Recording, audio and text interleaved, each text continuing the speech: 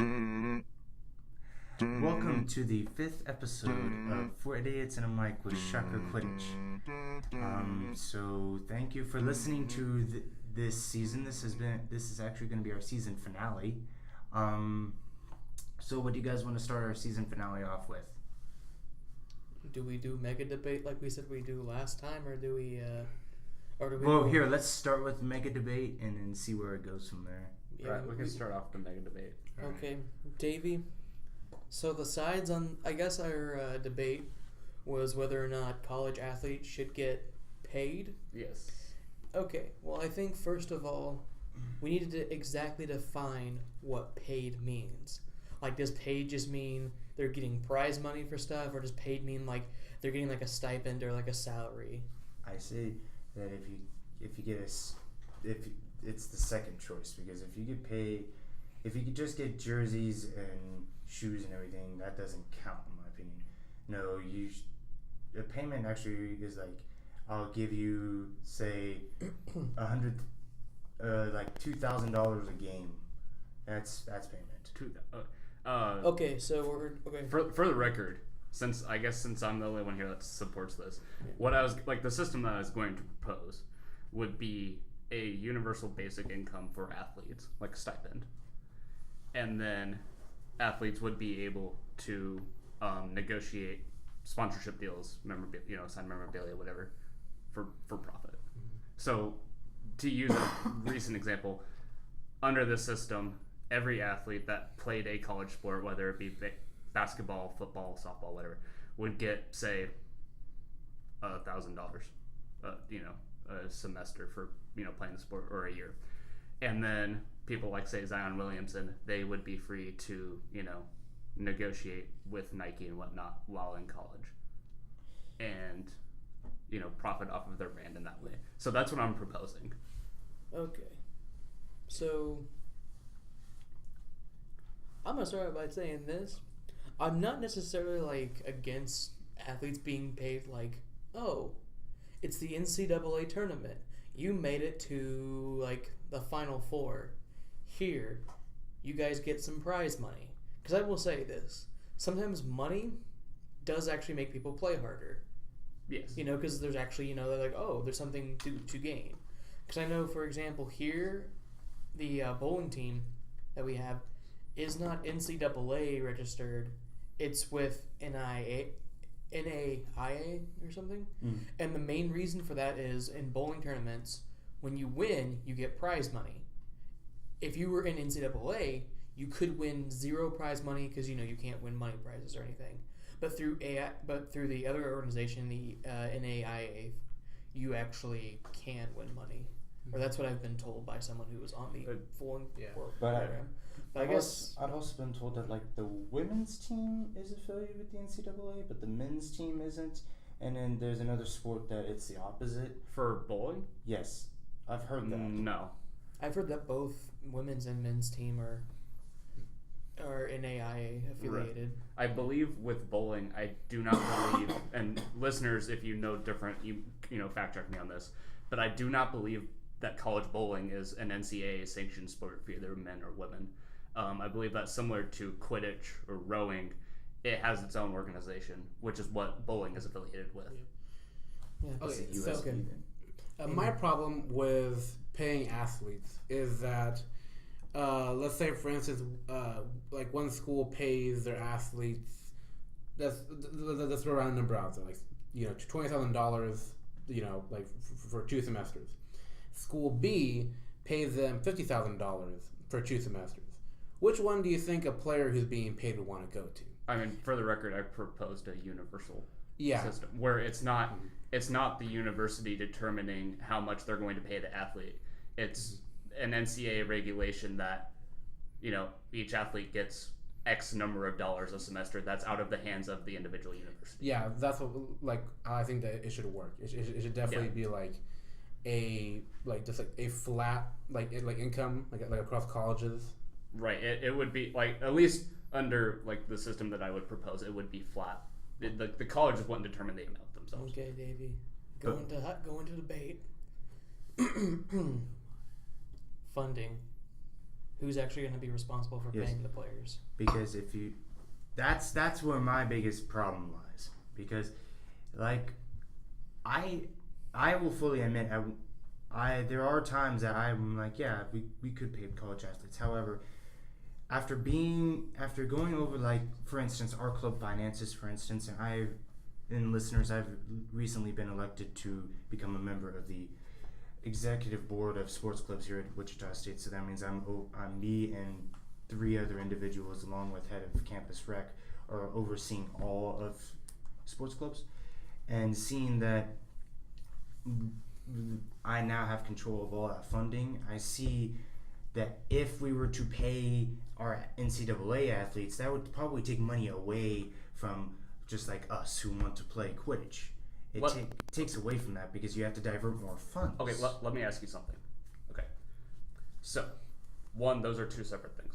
Campus rec, athletics. Athletics has a $60 million budget right now.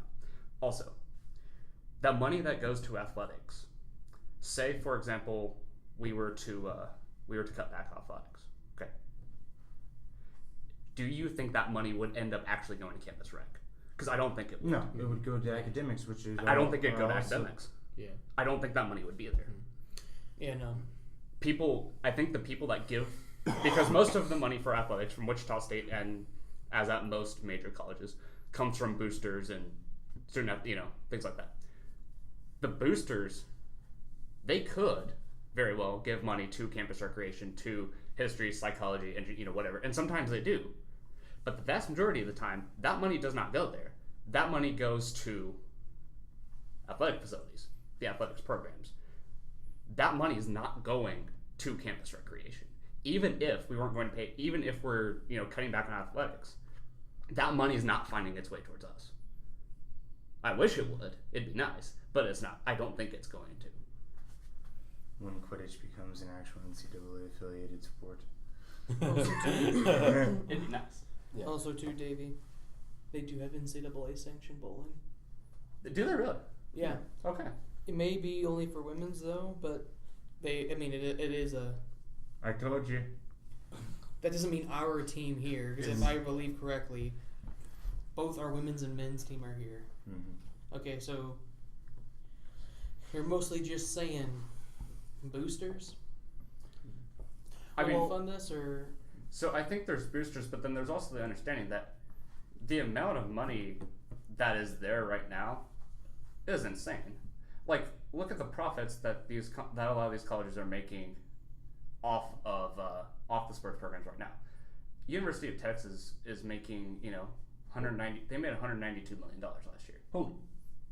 The median, the average college sports athletics program has a $60 million budget.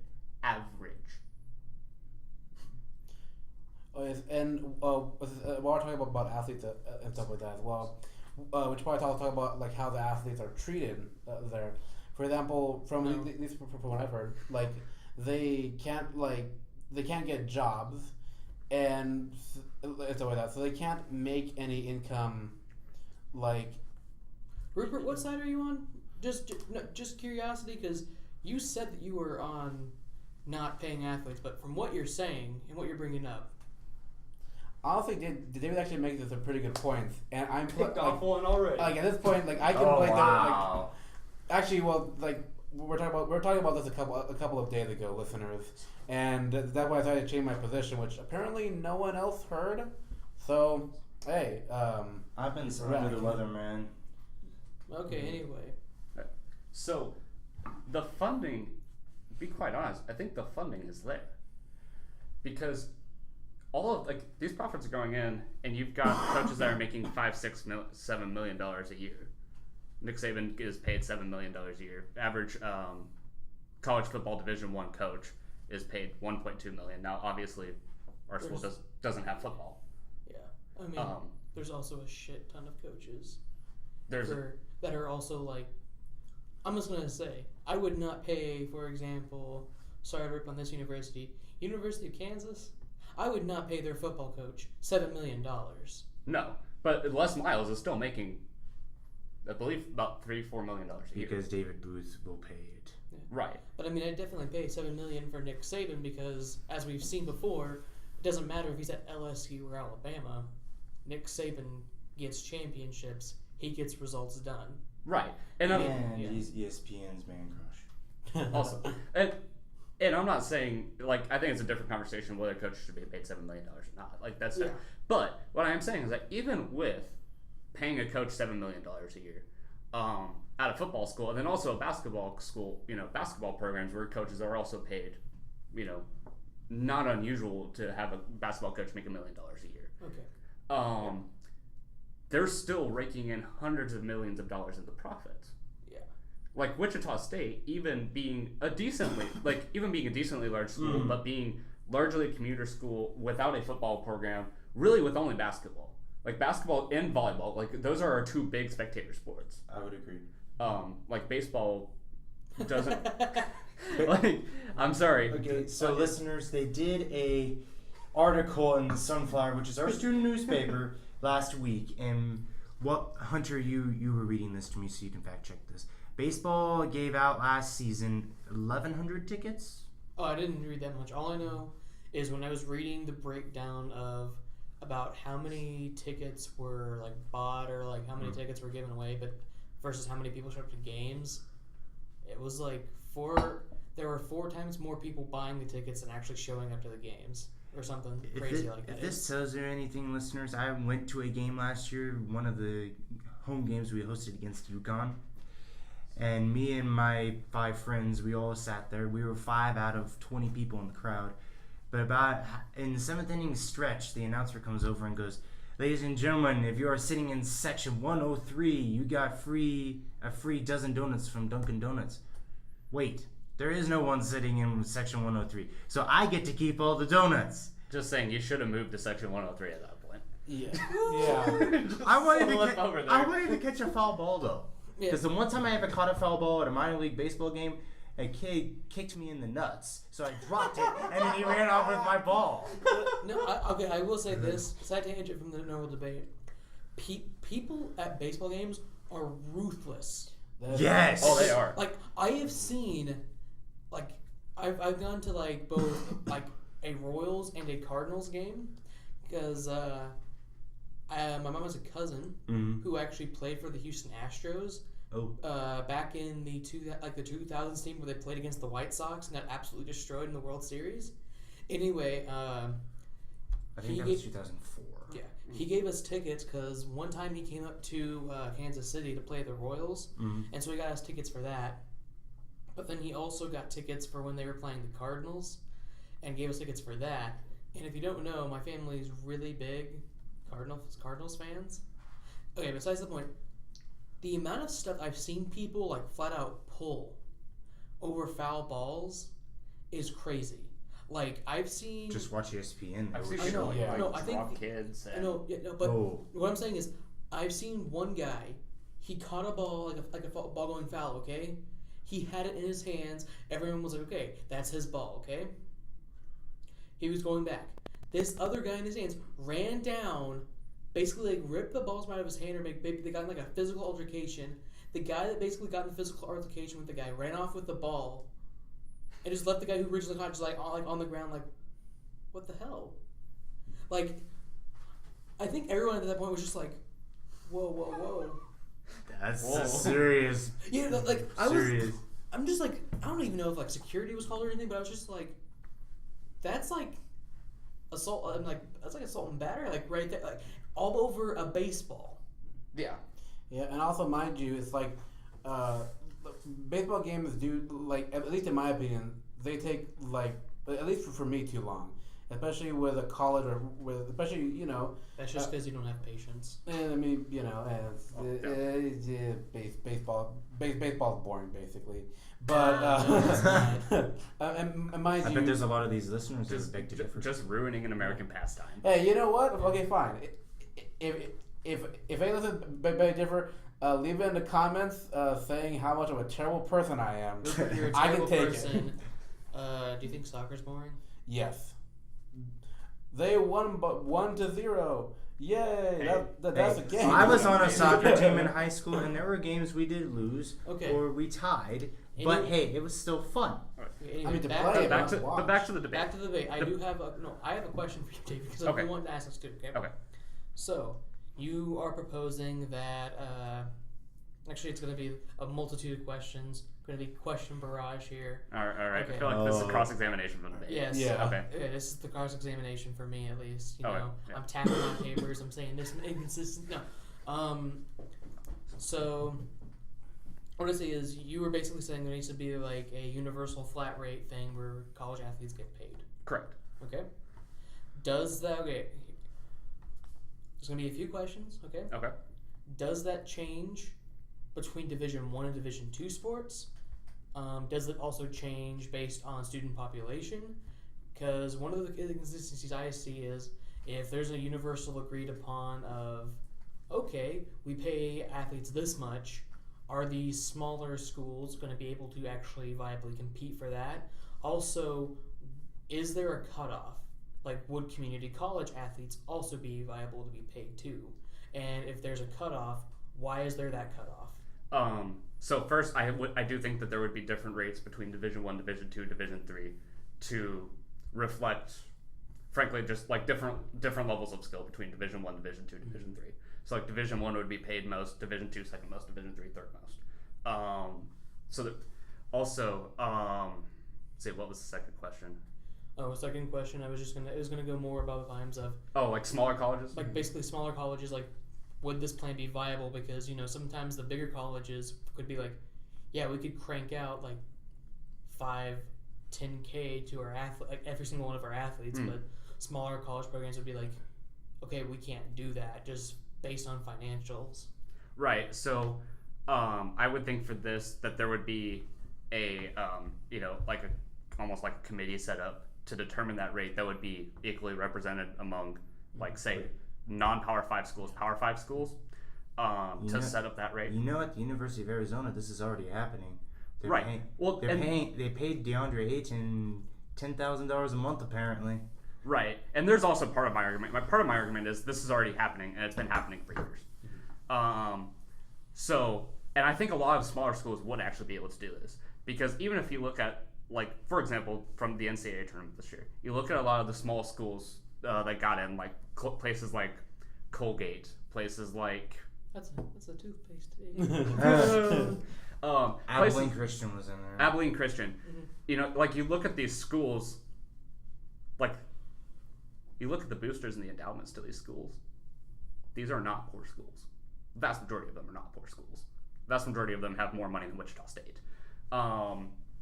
So I think setting it at a level where, you hash out like a compromise level, I think a lot of smaller schools would actually be able to do that. And I do think that part of it would be the NCAA themselves. If there was a school that, for example, in Division I that couldn't meet that, I think the NCAA would then be obligated to chip into that as the central governing body of college athletics. Because note, NCAA, not-for-profit organization, pays $1 rent on its central headquarters. No. Rupert, I know you want to ask me a question. Let him finish the barrage question. So, and then as far as community college, well, I just gave community college as like an example. It was more like where you're going to define the cutoff. So for me, the cutoff would be all NCAA affiliated schools, because this would be something that I'd propose like within the NCAA. If other associations like the NAIA, Junior College Association, Community College, if they wish to do it and would set that up among their member schools, I wouldn't be opposed to it. But specifically, I would focus for the moment on the NCAA. And why? Why? Because one, That's the farthest reach appeal. Yeah. That covers a lot of athletes. That covers a lot of the money in athletics. That covers a lot of the almost like professionalization of athletics, where a lot of players here, not saying that people at community college or junior colleges don't put in a lot of effort to sports. That's not what I'm saying. But it becomes almost like a job here at particularly major universities. And also because I would propose this not be a law from the U.S. government, but propose this being something within the NCAA themselves, it would pertain only to NCAA schools. Okay, because it seems to me that the issue really isn't so much college athletes getting paid. It's more about just how the NCAA has their regulations set up. Kind of like the guy who played in Virginia's national title game, who almost had to forfeit his eligibility and his chance to play in the game because he put up his wedding registry online. And the NCAA got a hold of it and told him he had to take it down, or because him and his fiance did that, he couldn't play in the national title game. I mean, I'm not saying that, there are, cases where the NCAA is really weird on stuff. Because I can actually, I actually do want to go into, a whole segment after that, too, about discussing that whole opinion thing, too. Well, okay. I don't know, I just... What were you going to say, Rupert? Oh, yes. So something that I can't bear in mind since the second question is, something that I would like to know, especially, in terms of payment and stuff like that, is for example, franchising, and memorabilia and stuff like that for Nike and stuff, and what are they called? What's it called? Like a sponsorship. Yeah, deal. sponsorships. How much of that money goes? Because a part of it has got to go to the association as well as the universities. So what leaves me wondering is how much of that of that money actually goes to the university, and how much of that goes to the the association, NCAA and stuff like that.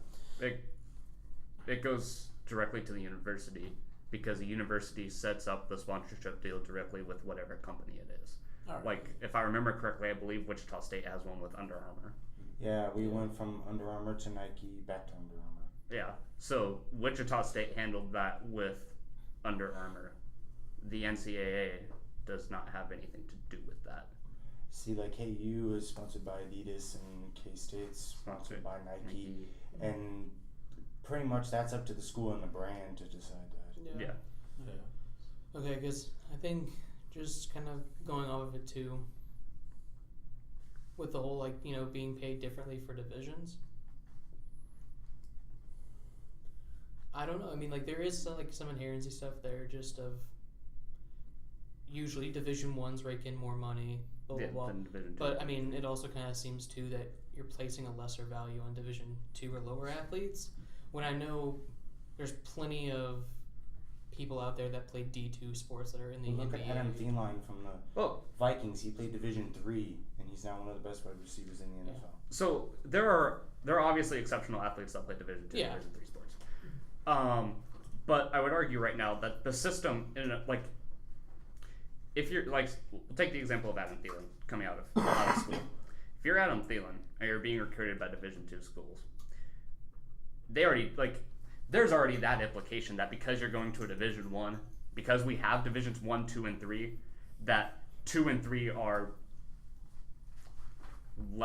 of lesser importance, sort of like a minor league compared to the MLB. They're AAA and AA. Right. So there's a well-known understanding that the top players from the top schools generally go Division 1 athletics, and then it goes down to Division 2, Division 3. Because I know, from Hunters and I high school, a lot of the people we had there, it was rare to have someone go Division 1. Generally speaking, it was Division 2, NAIA, somewhere in there. Yeah, because the one person that actually did make it big in athletes, they skipped college athletics altogether. They went directly into the Major League Baseball draft. And they got drafted to the Royals, the basically hometown kind of thing.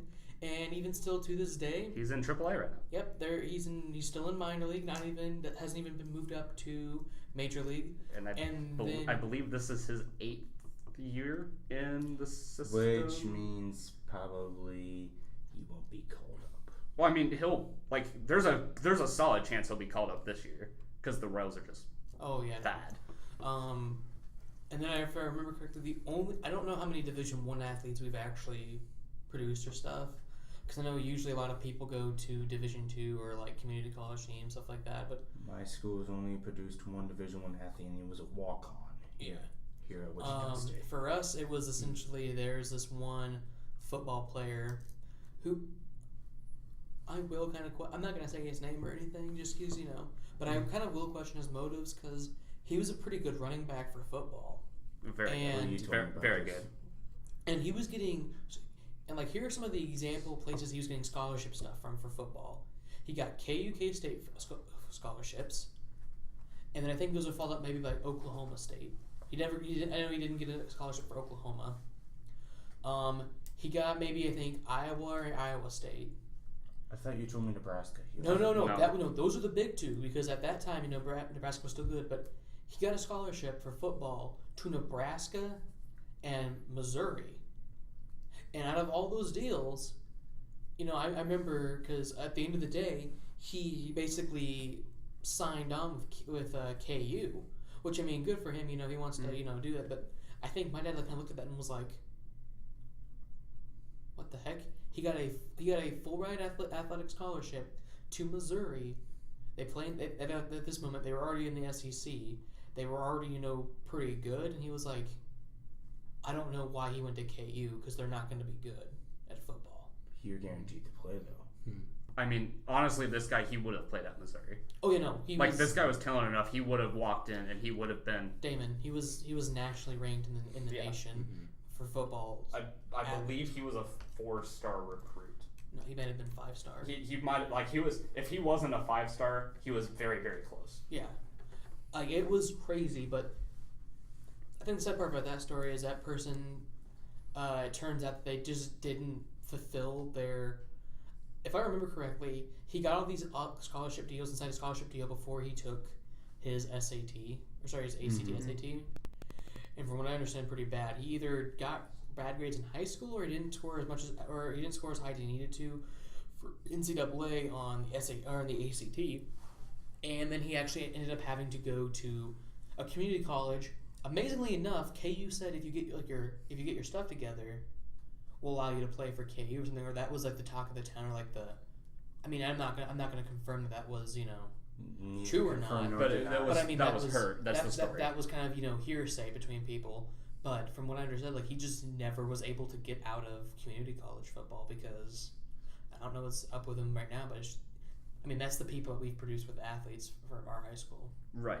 But I mean, like the point of that is, I think there's a general understanding that if you're going to say, not to throw them under the bus, but like a Pittsburgh State versus a KU, K-State, Missouri, there's different levels of value there. Okay. Like there's just different, So Rupert, has your high school ever produced a Division I athlete? I'm assuming yes, because you're in Texas. I don't know because Rupert kind of went to an artsy fartsy high school though. Fartsy. Okay. Actually, the big starting quarterback for Texas A&M, Kellen Mond. I went to high school with him. He knows me, so yeah. We get a comment from Kellen Mond saying, "I don't know who that Rupert dude is, and I don't want to know." We get a call from Kellen Mond. I want you to remove me from your podcast. We get sued. Okay, yeah, but so there's that. But yeah, so I mean, we have like some. My high school has some pretty darn good like athletes as well. Okay. So. Okay. Yeah. Anyway, but I mean. Oh, I forgot to tell you. I don't know. My high school has produced 2 Division I athletes. However, the second one did not go Division I. He was given a full ride track scholarship to go Division I in Tennessee to one of the smaller colleges out there. But instead, he decided to give it up and go to a little Christian college, like less than 5 miles from my house, to follow his girlfriend. His girlfriend broke up with him 2 or 3 days into college. So the reason why he went was no longer there. So Yeah. he wasted a perfectly good scholarship. Anyway, I also I don't know, from your plan too about if the colleges can't pay it, then the NCAA will just help them. But if it's a non-for-profit, where are they going to get the funds? They have. Oh no! They the have NCAA money. has That's money. my point. The NCAA has money, but I'm just saying I don't like the fact that if a college can't pay for it, then the NCAA basically, in a sense, has to help bail them out. Right. Because it's the NCAA kind of like the stock market coming in and bailing out Ford back when they were going bankrupt. Yeah. It's the same concept.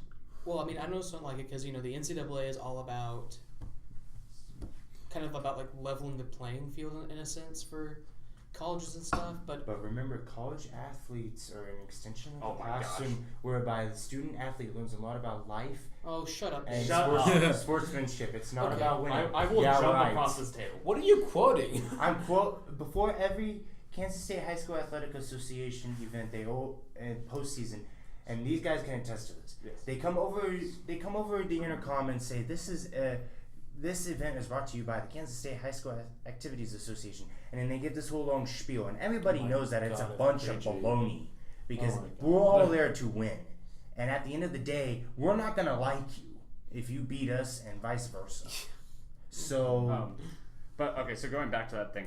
So one, I don't think it'd be an issue because I think boosters would cover it because if you haven't noticed around so the colleges, solid rocket boosters or just boosters? Jesus. oh my gosh. Damon, let Oh. Davey finish his freaking point. So if you ever know, like at colleges, athletic things they tend to find a way to get paid for. Like we're gonna be completely honest. Like with all the improvements that Wichita State's making to their facilities and stuff, they've not had any problems paying for those.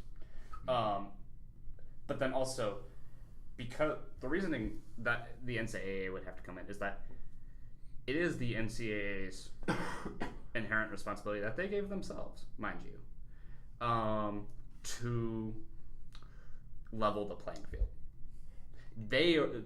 Now, is the playing field level? I'd argue No, it isn't. No, it's not. but for the NCAA, that is the responsibility that they have given themselves. Whether they've succeeded at that or not is another question. No, I can tell you like the level of a prime example of that the field isn't even. Look at women's basketball. Outside of the top 10, the talent level drops off Okay, drastically. Okay, well, Damon, I'm going to argue this with you, though. Is the reason why that is because those schools just have better basketball programs, therefore the better athletes want to go there, versus the NCAA saying, okay, we don't care. Because I'm going to say, with the NCAA, they limit, if I believe correctly, they limit the amount of scholarships you can give out. But I mean, if an athlete's like, I want to go to the women's UConn team because I know they're at least going to have a shot in the heck about winning the championship versus this team, and they know they can get on it. Is that really the NCAA's fault if UConn has a better program? No, yeah, that's like that's not the NCAA. I don't have an issue with how the NCAA handles that.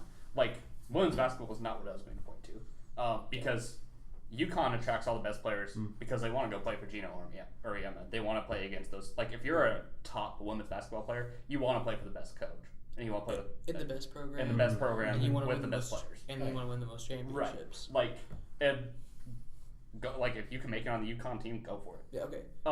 But what I was going to say was the difference between an Alabama and a Utah State, University of Nevada Space. Now, part of that is also the same reason. If you're a top college football program player, you want to go play for Nick Saban. You want to go play at Alabama. Yeah. The NCAA shouldn't step in that sense. Okay. I would argue that if the NCAA does want to live up to that goal of leveling the playing field, this is the only way I think that they should do it. Okay. But I also want you to state this, just because I don't know if you said it. The why about college athletes getting paid. The why? So why I think college athletes should get paid. One, the college athlete. So I've heard the argument that college athletes, they get paid via scholarship, right? Yeah. They get a full ride scholarship. And I'll use an example of took a developmental psychology class this semester. One of the people in that class was a softball player on the team, on Wichita State's team. And again, softball, not one of the major revenue generating sports. It's fun to watch though. It is fun to watch. I believe in in a semester we had say like 30 class periods, met twice a week for about 15 weeks, about 30 class periods. This semester, the softball player was there for, I believe, 6 of them due to traveling, game days, all of that. So the argument that they're getting paid via scholarship, their level of education is, like, the quality of education that they're getting is just not there from the normal college student. Dismal. They're not being, because of the demands of the sport that they play, they are not getting that opportunity to get the full value out of their scholarship, to get the quality education out of that. Also, while athletes are on campus, they are not permitted to get a job. by NCAA regulations, they may not get a job. And also, with the amount of preparation that it takes for the sports, simply don't have, because the sport is 40 hours a week, usually more, between, especially during their season, but even off season, doing conditioning, going and meeting with coach, all of that. So, to compensate for that, I think that they should get paid to recognize the fact that they are essentially representatives of the university. Like, essentially they're employees of the university, going out, representing the university, raising the profile of the university, getting more people to apply. Because, for example, when Wichita State made their Final Four run in 2014, the amount of applications to the college skyrocketed. I mean, even like for me personally, I had not really heard of Wichita State before that, and I lived 2.5 hours away. Or like I'd heard of them, I never, like I really noticed Wichita State after that. So, and applications just skyrocketed because that got them a lot of national exposure. So because they're essentially representatives of the university that are increasing the profile of the university and doing that function for the university in the capacity with the time commitment of a full-time job, I think that they should receive a stipend for doing so. I agree. And you do make a very sound point. Very sound point. There's a reason why I did not do debate in high school. Other than that, there wasn't a debate team. But still. I mean, if this was a debate in high school, this would be a very awful debate because number one, Davey has no evidence. Right. Straw man argument. And I have no, that's not a straw man argument. It's legitimately called the burden of proof is on affirmative, aka Davey, because me being the person of college athletes don't get paid, I'm defending the status quo, so therefore I don't actually have to prove anything unless Davey brings up evidence, in which case I have to bring up counter evidence. Right. And if this was an actual debate, like I would have gone, and I did look this up beforehand, like I did do research on this, but I would have literally, like printed out articles and stuff and brought them in. I was tempted to, but I had a test today. Topicality. So Topicality. It's okay. I'd argue the stock issues because all the negative has to do is win one. Argue topicality. Just debate, high school debate, fucking jokes here. Anyway, I don't know. Okay. I tried to debate in middle school and No. Okay, no, it's like, but still. I know. Okay. Yeah. Okay. Now, I go on my offensive. Okay. So Alright. for you, why, for any of you that are against the college athletes getting paid, why on that? Okay, why? Okay. I think the softball player you said had a good point about her not being in class too often. I also think too that also might be indicative of the sport too, because I remember in one of my classes I had two girls part of the women's basketball team. I had a men's basketball. And they were there for most of the time too. But I also think that's just I think it's just an issue of usually basketball games in college or in college are usually either played on the weekends or near the weekends versus softball, baseball season. It's throughout the entire week. But also the university counteracts those with resources that only athletes are able to use. That's true. That also too with the whole issue about them not being able to give jobs on campus, or jobs outside of things. That's just part of their contract. They have to sign with the university. And I mean the main point of why they're going to college isn't so much to do stuff or something. Like an engineering student, they're going to learn engineering stuff, but a large reason of why a college athlete is going to the university is because the university says, hey, we recognize you have athletic talents or these certain amount of talents. We're going to pay for your college, but in turn, you're going to play for our program to hopefully make it better so we can attract, more people and whatever other resources. I just think, having it to where, they're not paid is whatever. Also, too, none of us here are actually an athlete. Do we actually know what all a athletic scholarship entails? I'm on academic Because what I'm, scholarships, so. I know you're on academic scholarships because some people in here also are too. But what I'm saying is, with academic scholarships, you can easily hit over the line and get a refund. How do we know that athletic scholarships don't automatically always do that? So I can't actually speak a little bit on this because I had a cousin of mine that did get a full ride athletic scholarship for softball to Doane College in Crete, Nebraska.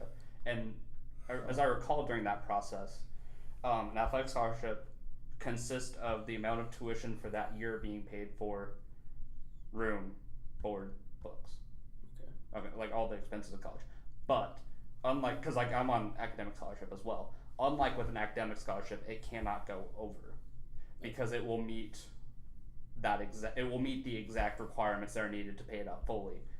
But it's not like, for example, like with my tuition where I have loans and stuff and it can go over. It meets whatever is needed. It pays off that full thing. Okay. I mean, I guess another issue or another point that I want to bring up too is, why they can't go over. Most teenagers before entering college also have a job outside of high school. So I mean, they do have money. Most people do actually have money saved up. Right. If you're a college athlete. So, no, Rupert, don't shake your head no, because I definitely know. I'll beg differ, honestly. No, I know everybody that went to our high school definitely had a job that was associated with the sport.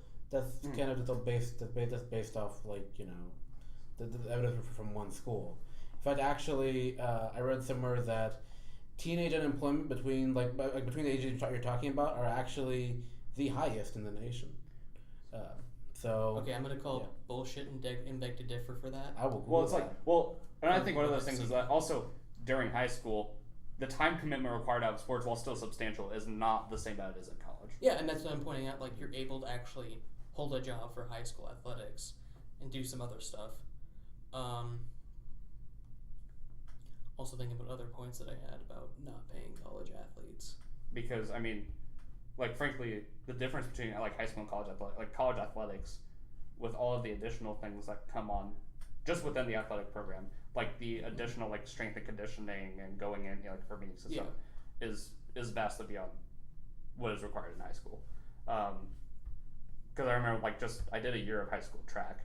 High school track was literally we get out of class at 2, go to a meet, go for how long the meet goes, done, and then we'd have practice, every weeknight. That'd be like a couple hours. Yeah. But that was that. So yeah, okay. I mean, on that one. Now there was some other points that I had to bring up against paying college athletes. Mostly of just there are some other majors and disciplines on campus. I do agree. Damon, I'm making a point here. Like there's other, I mean you can say it after this, but I'm saying there's other majors and disciplines on campus that aren't associated with like competition wise for other majors and disciplines that are athletics. And of course they can't win money from those either. They're just there to represent the university. Okay. On that point though. So they're like for example art shows. So you can make your point, but also you have to remember I'm the only one here arguing for. Well, I changed Rupert's mind. So Rupert, if you have, I was gonna say that means you have an ally here who's on his phone. Yes. My ally is currently on his phone. So thanks, pal. I'm looking at information. Okay. But if you are an art major, you can go on art shows and compete and stuff. But there's also nothing that stops you from using your art talents. And I know a lot of art majors do, like side gigs and stuff. Or like music competitions, you can do side gigs and earn money that way. Whereas athletes can't. I mean, but their artistic talents aren't fully paying for their college like athletes are. Their artistic talents, they're not fully paying for their college, but I would argue that they get more value out of they are allowed to get more value out of the education than athletes are still. I mean, but we've also seen from some colleges here in the United States, they don't care about college athletes, right? Because I'm going to say there are some schools. North Carolina.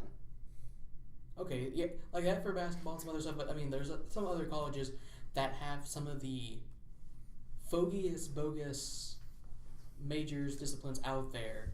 Oh, yeah. And the people who pick them are college athletes because there's no actual education commitment. They're just fully playing.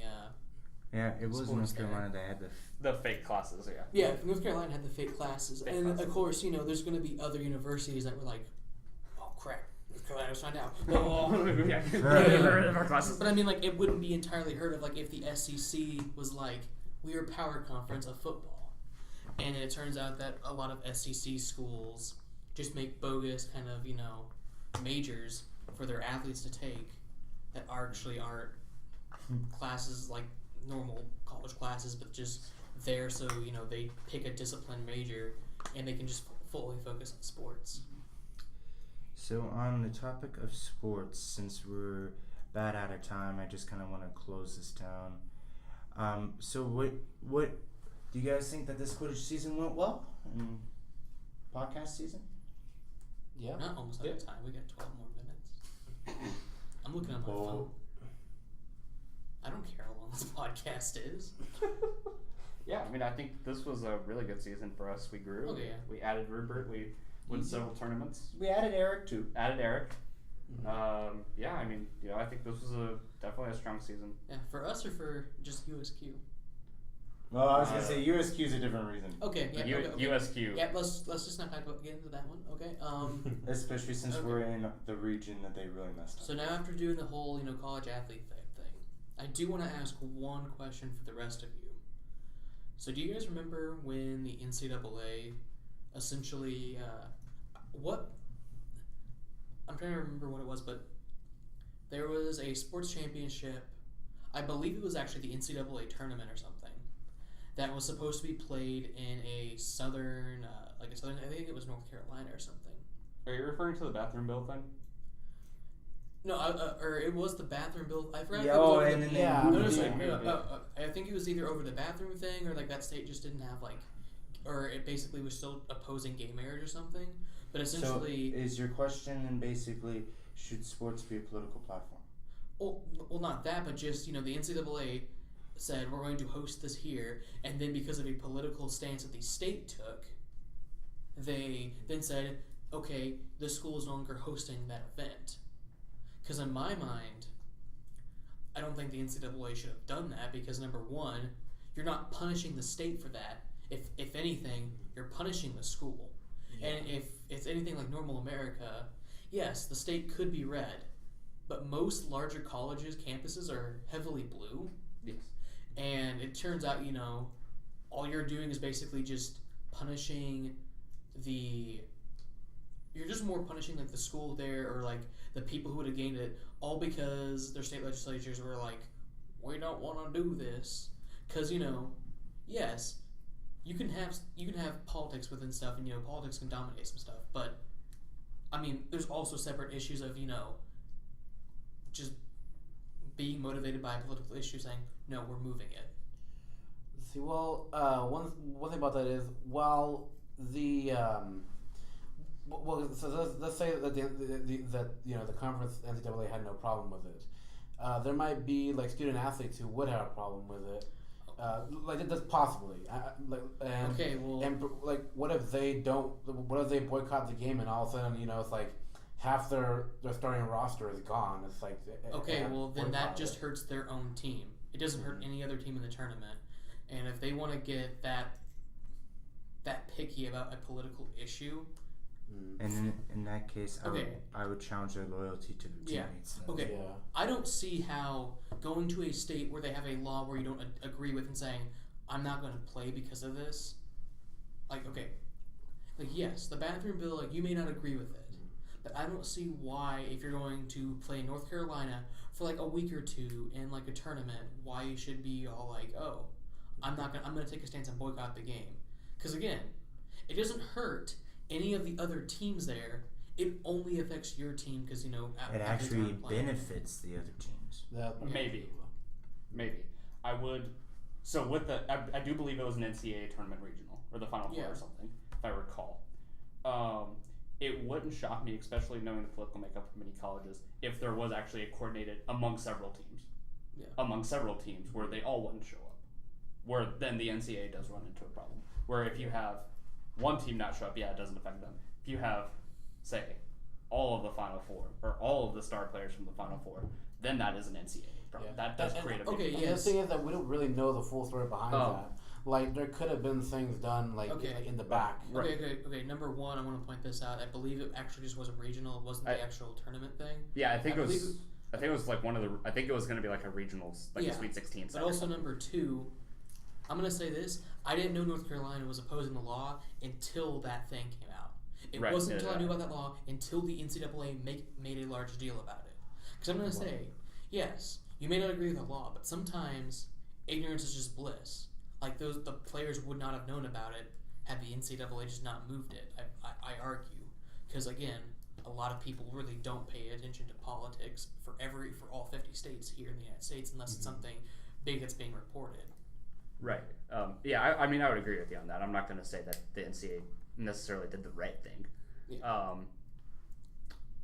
But I do think that you do punish the state by moving it, though, because even just with Wichita, the amount of from hosting a first and second round, the amount of money that we saw come into Wichita from that substantial amount of money.